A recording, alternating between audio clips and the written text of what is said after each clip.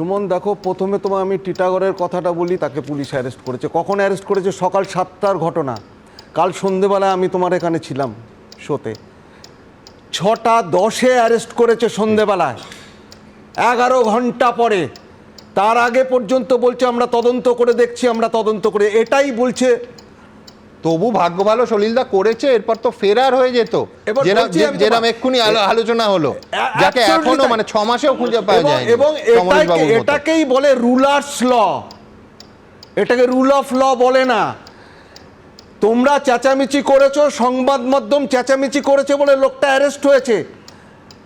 এ তো habitual offender, এ তো habitual criminal, যার নামে 32টা মার্ডার কেস, তার সঙ্গে আপনাদের 110 দেওয়া উচিত। He should furnish security for good behaviour to prevent commission of further crime. কি বলছো তুমি? আজকে আজকে সবাই বলছে, প্রমোটার বলছে, যে বাড়ির মালিক বলছে, প্রতিবেশীরা বলছে যে ওই ফ্ল্যাট ওর পজিশনে, এবং ওই ফ্ল্যাটটাকে ও রেখেছিল স্টোর রুম করার জন্য, illegal explosive, illegal arms ammunition রাখার জন্য।